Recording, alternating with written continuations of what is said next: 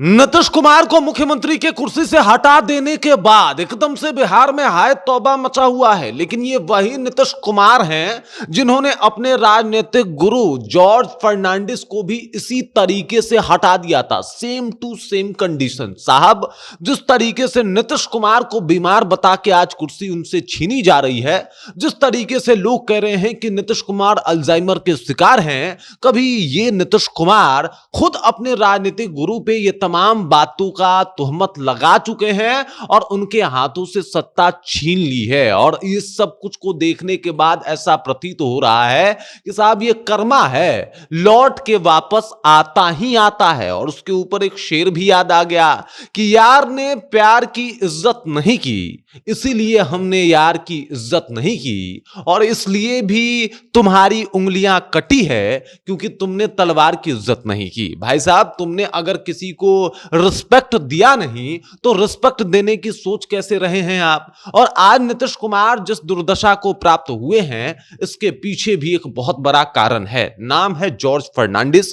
क्या कुछ हुआ था और आखिरकार मैं ये वाकया आपको क्यों बता रहा हूं, इसको विस्तार पूर्वक जानेंगे, समझेंगे। लेकिन उससे पहले मेरा परिचय जान लीजिए। मेरा नाम है रजत और आप जनता जंक्शन देख रहे हैं। आपको बता दूं कि नीतीश कुमार और जॉर्ज फर्नांडिस ने मिलकर साथ में एक पार्टी बनाई, नाम रखा समता पार्टी। 1994 में यह पार्टी जो है वो आगे बढ़ना शुरू करती है, बहुत ही ज्यादा बेहतर तरीके से काम भी करती है, और उसके बाद ये लोग एनडीए में शामिल भी हो जाते हैं। जॉर्ज फर्नांडिस जो है वो देश के रक्षा मंत्री तक बन जाते हैं और वहां से नीतीश कुमार के लिए वो मार्ग भी प्रशस्त करते हैं, नीतीश कुमार को सपोर्ट भी करते हैं, नीतीश कुमार के लिए राज्य में जो है वो माहौल भी सेट करते हैं। और उनका प्रयास होता है कि नीतीश कुमार को राज्य के राजनीति में एकदम फिट कर दिया जाए। जो जॉर्ज फर्नांडिस चाहते थे वो हुआ भी। 2005 में ऐसा ही देखने को मिलता है कि साहब नीतीश कुमार जो है वो चुनाव जीतते हैं, मुख्यमंत्री हो जाते हैं, और उसके बाद जॉर्ज फर्नांडिस भी खुश रहते हैं।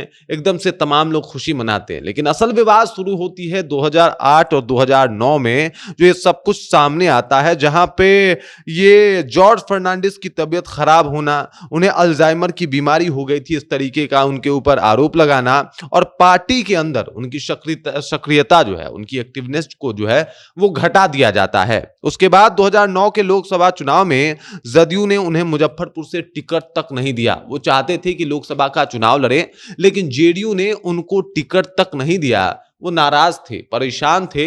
लेकिन नीतीश कुमार ने पहले तो उनका, वो कहा जाता है ना, धीरे धीरे करके पार्टी से बेदखल किया। नीतीश कुमार का कहना था कि साहब जॉर्ज फर्नांडिस की तबीयत ठीक नहीं है, वो ऐसे में सत्ता चलाने के काबिल नहीं है, और इस तरीके से जो है उनको धीरे धीरे करके साइडलाइन किया गया। और साइडलाइन देखिए इस तरीके से किया गया कि वो मुजफ्फरपुर से उनको टिकट तक नहीं मिला। इसका परिणाम यह रहा कि जॉर्ज फर्नांडिस वहां से निर्दलीय चुनाव भी लड़े। और उसके बाद हुआ क्या, उसके बाद नीतीश कुमार और जॉर्ज फर्नांडिस में बेशुमार दूरियां आ गई। वो दूरियां जो कभी खत्म ही नहीं हुई, और वो दूरियां जो आगे चल के तब जाके समाप्त हुई जब जॉर्ज फर्नांडिस समाप्त हो गए। 2019 में जॉर्ज फर्नांडिस का निधन हो गया। इसके ऊपर नीतीश कुमार ने बहुत लंबा चौड़ा एक पोस्ट भी किया, लेकिन तब पछताए होत क्या जब चिड़िया चुग गई खेत। जॉर्ज फर्नांडिस दुनिया को छोड़ के जा चुके थे। उनके साथ था नीतीश कुमार के द्वारा कही गई बातें, अल्जाइमर की बीमारी, और तमाम जो चीजें थी कि साहब बीमार की अवस्था में जॉर्ज फर्नांडिस कुछ कर नहीं सकते। अब देखिए आज के दिन पे आ जाते हैं। कुछ ऐसी ही स्थिति नीतीश कुमार के साथ भी है।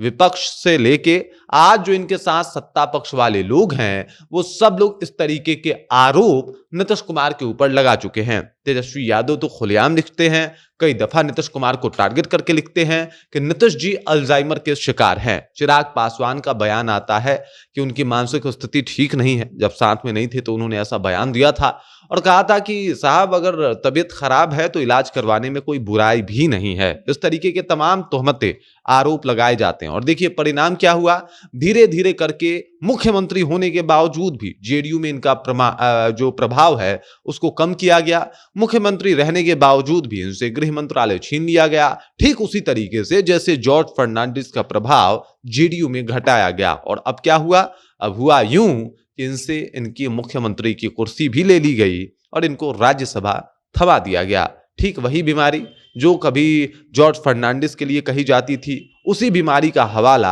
आज तमाम लोग नीतीश कुमार के लिए भी देते हैं। और ये चीजें बता रही है कि साहब कर्मा है, वापस लौट के आता है। जॉर्ज फर्नांडिस काफी दुखी हो कि जेडीयू से अलग हुए। नीतीश कुमार के साथ ये होना लाजमी था, क्योंकि ये कर्मा है और सबको पता है कि साहब कर्मा जब मारता है तो उसके लाठी में आवाज तक नहीं होता। बाकी इस खबर, इस जानकारी को लेकर आप क्या सोचते हैं? और ये जो मैंने वाकया बताया जॉर्ज फर्नांडिस और नीतीश कुमार का, जो वही जॉर्ज फर्नांडिस जिनको नीतीश कुमार का राजनीतिक गुरु भी माना जाता है, बाकी इसके ऊपर कुछ भी कहना हो तो कमेंट कीजिए, अपना विचार हम तक पहुंचा दीजिए। नीतीश कुमार से कुर्सी छीन ली गई, इसके ऊपर आप क्या सोचते हैं? इसके बारे में भी कमेंट करके आप जानकारी हम तक पहुंचा सकते हैं। बाकी आप देख रहे हैं जनता जंक्शन और मेरा नाम रजत है।